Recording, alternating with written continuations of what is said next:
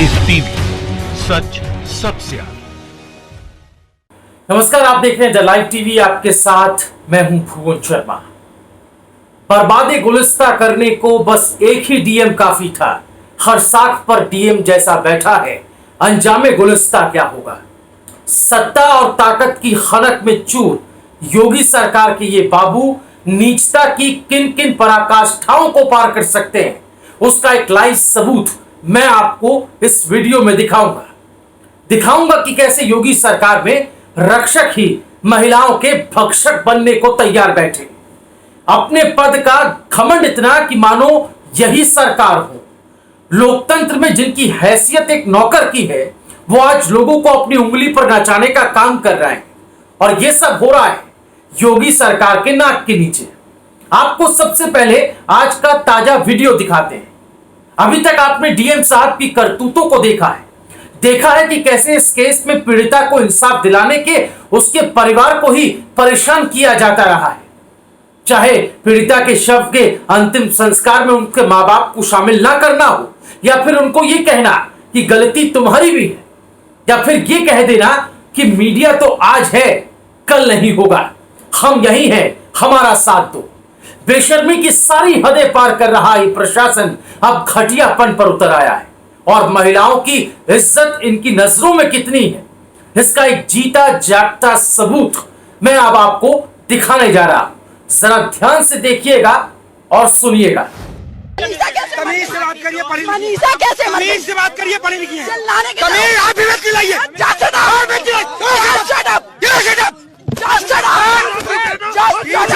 पीछे मैडम, पीछे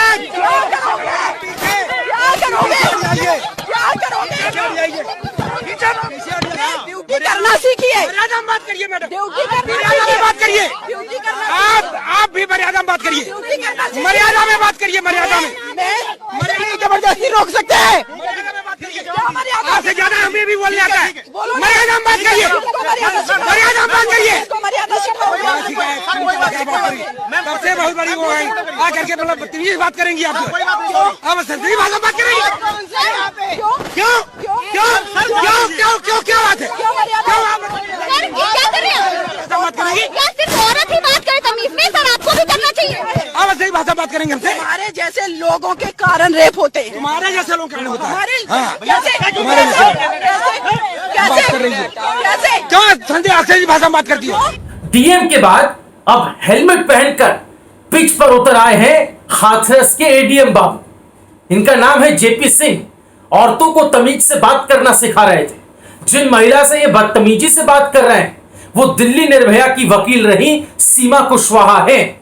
वही सीमा कुशवाहा जो खुद से हाथरस की पीड़िता का केस लड़ना चाहती।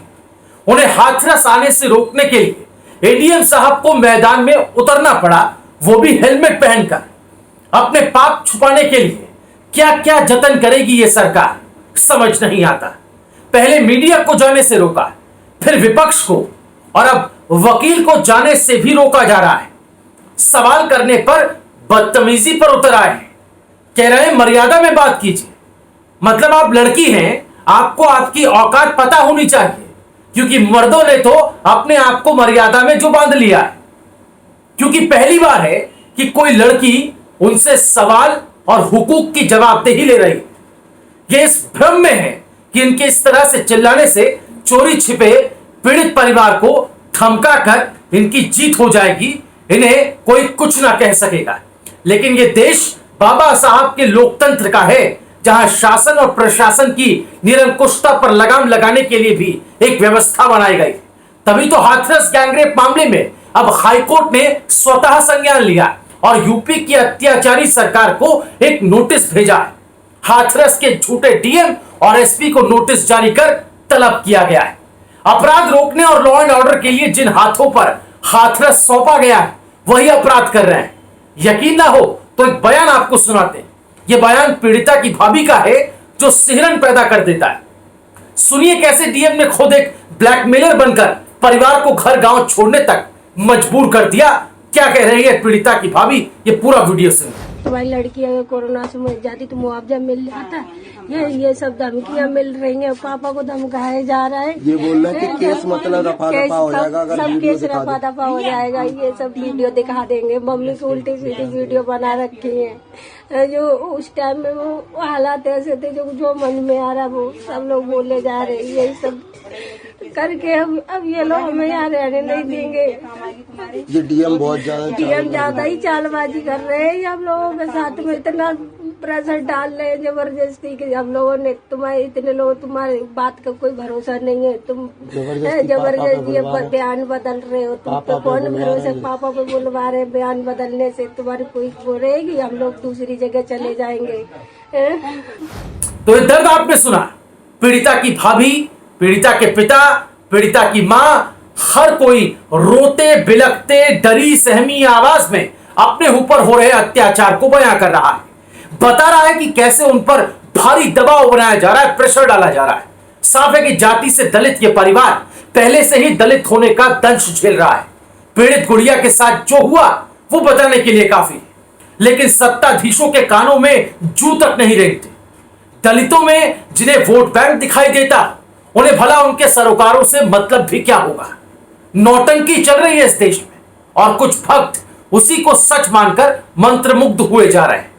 आइए इस नौटंकी से भी पर्दाफाश कर देते हैं। आपको एक तस्वीर दिखाते हैं, मेरे बगल की इन तस्वीरों को आप देखिए, जो पिछले साल की 5 दलितों के पैर धोकर समरसता का संदेश देने की कोशिश करते मोदी जी अब दलित परिवार पर हो रहे अत्याचार पर खामोश हैं।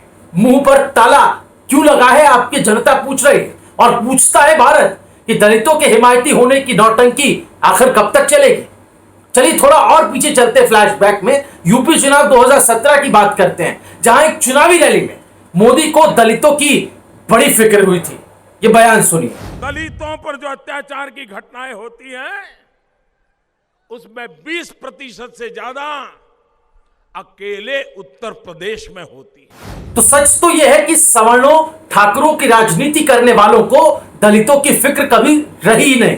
चुनाव में फोटो ऑप करवाने के लिए, पैर धोने की नौटंकी करने के लिए, बस ये हो जाए तो अपना काम बन जाए वाली सोच आज फिर से सच होकर सामने आ गई। हाथरस की पीड़ित गुड़िया के साथ जो बर्बरता इस सिस्टम ने की है, उसे ये देश हमेशा याद रखेगा। पीड़ित से मिलने, उन्हें सांत्वना देने से लोगों को रोकने और उन पर हिंसक होने को ये देश आज बापू की जयंती पर देख रहा है। राहुल गांधी, जिन्हें कल धक्का मुक्की कर गिरा दिया गया, हाथरस जाने से रोका गया, गिरफ्तार किया गया, उन्होंने बापू के विचारों को आज ट्वीट कर अपनी मंशा को साफ कर दिया और गूंगी बहरी निरंकुश सरकार को भी संदेश दे दिया। ट्वीट कर राहुल गांधी ने लिखा है, मैं दुनिया में किसी से नहीं डरूंगा, मैं किसी के अन्याय के समक्ष झुकू नहीं, मैं असत्य को सत्य से जीतूं और असत्य का विरोध करते हुए मैं सभी कष्टों को सह सकूं। ये ट्वीट किया है राहुल गांधी ने। तो अगर आज बापू जिंदा होते, महात्मा गांधी जिंदा होते, तो यही कहते कि हमने आजादी की लड़ाई लड़ी ही क्यों थी, जब अंग्रेजों जैसा दुराचार भारतीयों पर फिर से हो रहा है। आजादी की लड़ाई इसीलिए लड़ी गई थी कि सभी वर्गों को न्याय मिले, किसी के साथ किसी प्रकार की कोई जोर जबरदस्ती ना हो, सब आजाद रहे। आज गांधी के सपने का गला घोंटा जा रहा है। फैज अहमद फैज के लिखे कुछ शब्दों से मैं अपनी बात को खत्म करूंगा। वो लिखते हैं, ए जुल्म के मातो लब खोलो, चुप रहने वालों चुप कब तक, कुछ हश्र तो उनसे उठेगा, कुछ दूर तक ना ले जाएंगे। आपकी राय क्या है, कमेंट में आप जरूर बताएं। द लाइव टीवी को सब्सक्राइब करना ना भूलें। नमस्कार। लाइव टीवी, सच सबसे आगे।